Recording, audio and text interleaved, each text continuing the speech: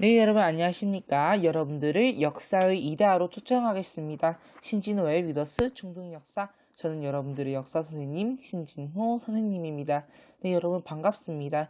우리 지난 시간 2강에서는요, 테마 2, 19세기 정치에 대해서 좀 알아봤다면요, 이번 시간에는 드디어 우리가 한 걸음 더 현재에 가까워질 수 있는 시간인 개항기의 첫 문을 열었습니다.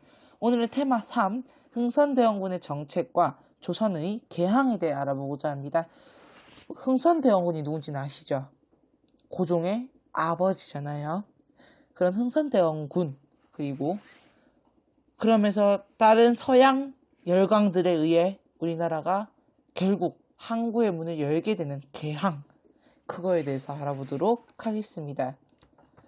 네, 핵심 8부터 시작하겠습니다. 흥선대원군의 정책입니다. 우선 19세기 국내로요. 자, 19세기 국내 같은 경우는 정치가 뭐야? 세도 정치잖아.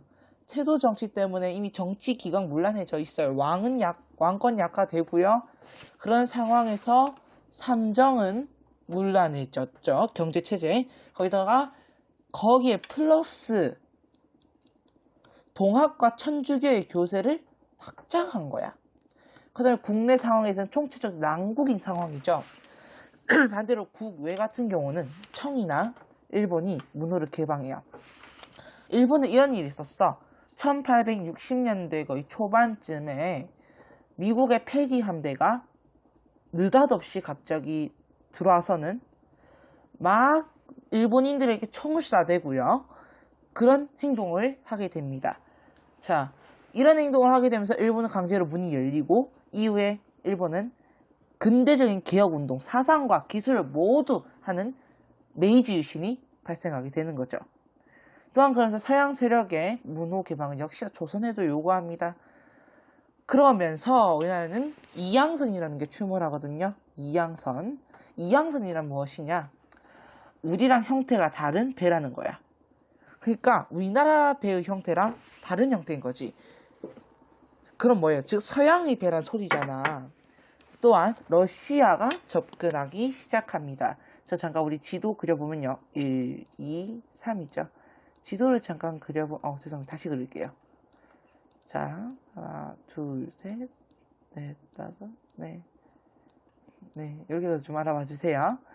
원래 우리가 이 지역을 뭐라 해? 자, 정확히 정해놓고 하죠. 연해주라 그런다. 여기는 서간도, 북간도. 왜냐, 우리가 이거를 일제강점기 하면서 굉장히 많이 알고 있는데 지금 알아둘 거예요. 그리고 우리가 요렇게 다 뭐라고 한다고요? 만주라고 한다고 했습니다. 이때 여기서 중요한 거, 이 지역. 우리 여기 연해주라 했잖아. 사실은 청의 영토가 어디까지였냐면요. 연해주 땅 포함해서 지금 엄청 커요. 진짜 현재 중국의 땅, 진짜 현재 중국의 땅의 모습을 갖고 있어요. 네, 이건 아니겠지. 그런데 요 지역을 러시아한테 뺏겨요. 그러면서 러시아 영토가 어떻게 된 거야? 늘어난 거지. 즉 중국 영토는 요렇게 된 거고 이 지역을 이제 러시아가 장악하게 된 거예요. 그러다 보니까 러시아랑 우리가 국경 이 부분을 맞대게 되잖아요. 여기가 블라디보스토크 우리가 있는 줄 아는데 국경을 맞게 되면서 러시아가 이제 접근했다라고 우리는 표현하는 거지. 자, 그러면은 이런 상황에서 흥선대원군은 왕권을 강화하기 위해서 어떤 정책을 펼쳤느냐. 첫 번째 세도감을 축출해요. 그 누군데? 안동 김씨, 풍양초씨를 축출하고 그 비리의 근거지였던 비변사를 축소합니다. 또한 이런 제도, 법적인 제도를 하나로 모아서 대전회통을 편찬하고요. 양전, 호포제는 이제 양반들에게도 군포를 매기겠다는 거야. 원래 16세에서 60세 양이 남성이 내는 거잖아. 이게 당연한 건데 양반들은 안 내고 있었다고요. 그렇기 때문에 양반들한테도 군포를 내게 하라. 또한 사창제, 환곡의 이제 문란을 시정하기 위한 제도입니다. 얘는 분정, 얘는 전정이죠. 자, 이 사창제는 우리가 공공의 창구를 하잖아. 사창, 왜 우리 공사 구분합시다 라는 것처럼 사는요 개인적인 거잖아요. 그래서 개인의 창고, 그러니까 다시 이게 창고 자체를 개인 걸로 만들어서 이제 그렇게 하자라는 거지. 또한 서원의 철폐. 왜냐하면 서원에 많은 양반들이 모여가지고는요, 죄다 정부를 뒤에서 탁 할 그런 계략만 세우고 있어. 또한 서원은 우리가 옛날에 배웠지만 노비도 쓸 수 있게 해줬고요, 세금도 감면해줬고요. 자, 지금 이런 세금, 이런 게 다 서원에서 느린 특권이잖아. 그래서 단지 서원을 이제는 교육기관으로 다시 하자. 교육기관이 넘어서서 완전 이제 얘네도 좀 쇠퇴했다. 그러니까 이제 다시 원래 본질로. 그래서 서원을 엄청 많이 없애요. 사실 영조 때도 서원을 많이 없앴지만 흥선대원이 더 심합니다. 또한 경복궁을 다시 중건해요. 중건. 다시 짓는단 말이야. 임진왜란 이후 경복궁은 불탔습니다. 그런 상황에서 왕이 살 수 있어? 없잖아. 그렇기 때문에 경복궁을 다시 짓자는 거야. 그래서 원납전을 징수하고 당백전을 발행하는데, 이때 중요한 거, 원납전을 왜 징수라고 표현하였느냐. 이 원납전은요, 보통 이런 뜻을 사용했어. 흥선대원군의 취지는 원에서 납부하는 돈이다. 하지만 그게 아니야. 매천야록이나 근세 조선 경감이라는 저서에 보면 당시 사상을 진짜 자세하게 기록했는데, 원납전은 원에서 납부하는 것이 아니라 원망으로 납부하는 돈이다 라고. 그리고 당백전은 왜 발행이냐, 이거는 뭐 화폐 같은 거야. 실제로 상평통보보다는 화폐 가치가 10배밖에 차이가 안 나요. 10배인가? 어쨌든 그랬는데, 실제 가치가 10배, 근데 화폐 가치는 100배가 막 차이가 나는 거야. 이런 거지. 100원하고 만원이 있어. 상평통보가 100원이라면 당백전은 만원짜리야. 그러면서 인플레이션이라고 하는 현상이 막 벌어지게, 돈이 막 그냥 모아놓고만 있어. 그게 돈이 안 돌아요. 그러면서 점점 더 경제는 올라가고, 즉 이런 화폐 가치가 올라가면요, 동시에 뭐도 올라간다고? 물가도 올라가요. 그럴 때는 뭐든지 다 비싸죠. 분명히 어제까지만 해도 90원이었던 게 오늘 와보니 9,000원이 되어 있어. 말이 되니? 1원짜리였던 게 100원이 되어 있다고요. 그냥 놀라울 만도 하죠. 자, 그 다음에 그래서 이 흥선대원군은 통상수교 거부 정책이라는 걸 펼쳤다. 아까는 왕권 강화 정책이죠. 이번에는 통상수교 거부 정책입니다. 우리 교재 지금 10페이지 내용이에요. 자, 첫 번째, 프랑스 대 조선입니다. 자, 우리 병인밖에 배웠어요. 그러면서 프랑스군이 그렇지, 문호 개방해라, 이걸 목적으로 사실 병인 양요를 일으켜요. 그러면서 한성군 부대가 문수산성에서, 순호에도 자주 나왔던 내용이에요. 양허수 부대가 정족산성에서 격퇴를 합니다. 결국 프랑스군은 퇴각하고요. 프랑스군이요, 외규장각 보물을 약탈합니다. 우리 규장각은 먼저 알죠. 규장각은 왕실의 도서관이야. 근데 외규장각은 뭐냐? 왕실 안에 있는 것이 아니라 왕실 바깥에 중요한 천혜의 요새라 불리우는 섬에다가, 즉 천혜의 요새라 불렸던 게 강화도였지. 강화도에다가 외교장각 도서를 딱 두고 보물도 다 두고 이게 보관하고 있었어. 근데 여기에 프랑스가 장악했어.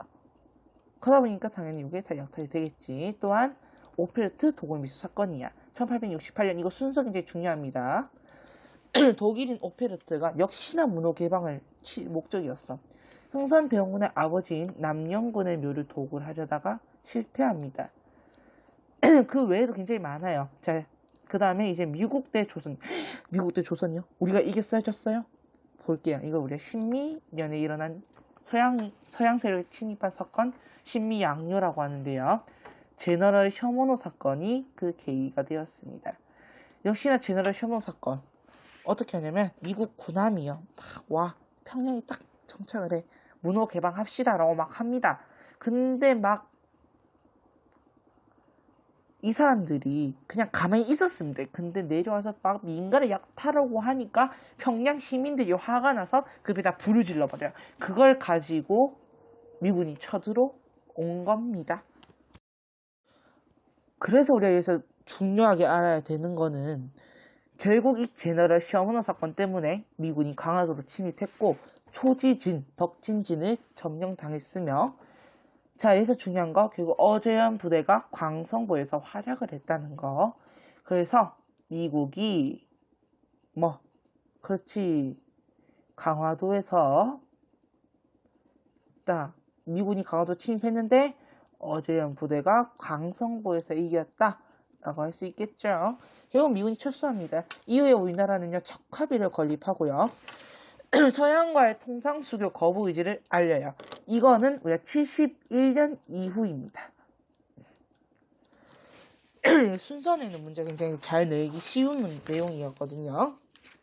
자, 그러면서 통상수교 거부 정책에 의한 한계는 여기서 서양 세력의 침략을 일시적으로나마 저지를 했으나 조선의 근대화를 지연시켰다라는 겁니다. 자, 이제 핵심 9번 조선의 개항입니다. 자, 조선 개항 관련해서는 이런 논리가 있는데요. 바로 통상개국론입니다. 바로 서양 문물 수용하자. 대표적인 사람이 박규수만 좀 알아주시면 너무 좋을 것 같아요.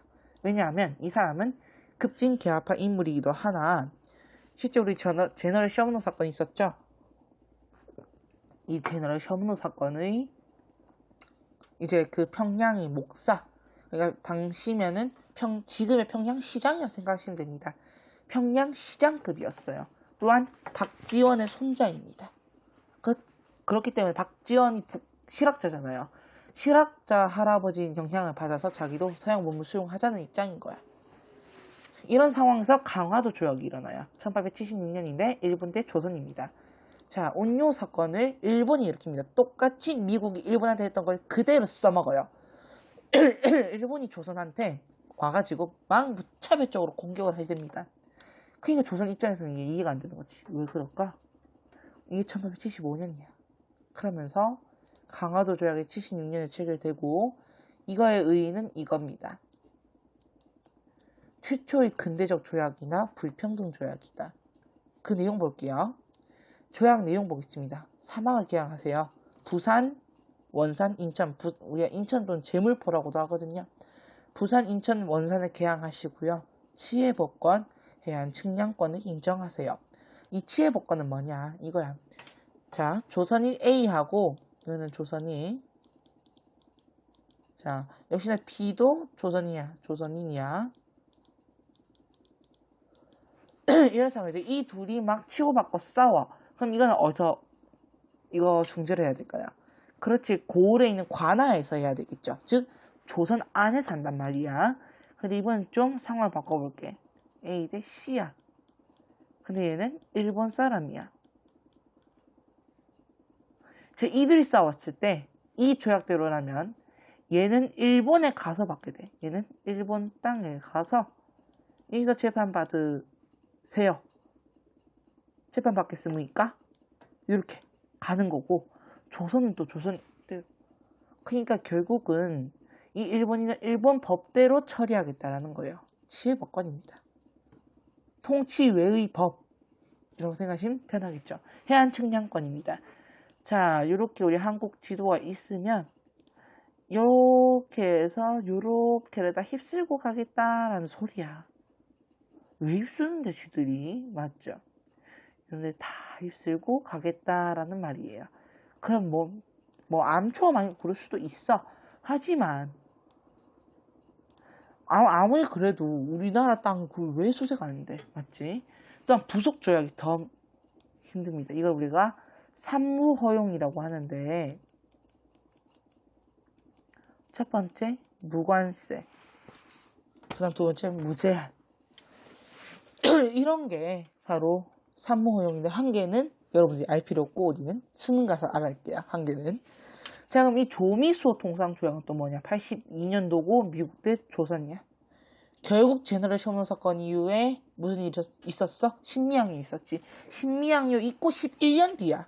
관세 조항 규정하고 치해법권, 그 다음에 여기서는 최혜국 대우를 인정해요. 이 최혜국 대우가 뭐냐면 바로 이거야. 내가 우선 미국어 통상조약을 체결했어요. 그 다음에는 내가 청하고 이제 이후에 조청상민 수중 무역 장정이라는 조약이 있거든요. 내가 청나라하고 조약을 맺었는데 여기는 다른 더 좋은 조약을 넣었어. 그러면 이 조약에도 적용해. 그러니까 A 조약, B 조약이 있어. B 조약에 더 좋은 내용이 들어갔어. 얘는 옛날 한 거잖아. 그러면 이 A 조약에도 이걸 넣어주겠다는 말이야. 이걸 우리가 최혜국 대우라고 합니다. 자, 그럼 우리 여기까지 해서 지금 테마 3의 내용 쫙 끝냈고요. 테마 3 확인하기 문제 풀어볼게요. 그렇지, 강화도 조약은 조선이 맺은 최초의 근대적 조약입니다. 조선은 뭐를 계기로? 온요 사건을 계기로 일본과 강화도 조약을 맺고 문호를 개방하였습니다. 자, 3번. 청의 알선으로 조선은 서양 열강 중 미국과 최초로 통상조약을 체결했고요. 4번. 흥선대원군은 왕권을 강화하기 위해 세도 가문을 축출하고 삼정의 문란을 시정하기 위해 양전, 호포제, 사창제를 실시하였습니다. 자, 학배를 만든 목적 보니까 지금 인플레이션 현상 말씀드렸고 물가도 100배 이상 뛰었대요. 백성들이 원망을 샀다고 하네요. 그저 당백전을 발행했다는 거야. 중요해. 징수가 아니라 발행. 증권되겠고요. 통상개국론 오경석, 유홍기 가장 중요하다고 했던 사람 박규수네요. 자, 3번 가볼까요? 자, 그는 정조의 이복 동생인 은신군의 손자. 은신군, 남영군, 누구? 흥선대원군이죠. 흥선대원군. 자, 이거 맞죠? 규정한까지 누가 했는데? 정조가 했지. 틀렸죠? 그래서 아닌 것에 동그라미 하네요. 자, 아닌 것에 동그라미 하네요. 나머지는 다 맞는 내용이지. 자, 4번. 자, 다음 사건들을 일어난 순서대로 나열한 것은 보니까 병인양요 1866년, 심리양요 1871년, 척합이 건립은 1871년 이후, 오펠트 도구 사건은 1868년입니다. 따라서 병, 오, 신, 척이 되겠네요. 네, 우리 여기까지 해서 제3강 모두 끝냈습니다. 네, 여러분들 Q&A 있으시면 반드시 저희 카페 들어오셔서 Q&A 남겨주시고요. 모르는 내용 있으면 언제든지 질문 받아드리도록 하겠습니다. 네, 우린 다음 시간에 드디어 개항기 두 번째 시간으로 개화파의 형성과 위정 척사운동에 대해 알아보도록 하겠습니다. 그럼 우리 여러분 다음 시간에 뵙도록 할게요.